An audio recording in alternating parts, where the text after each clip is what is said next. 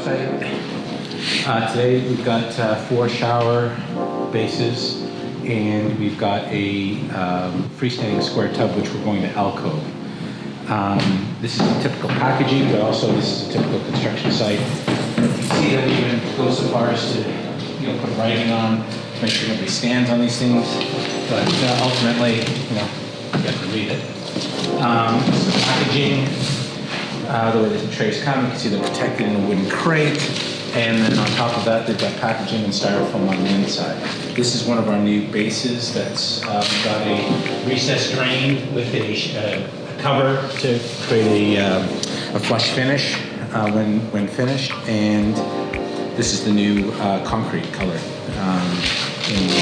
that we're offering with some texture starting in 2019.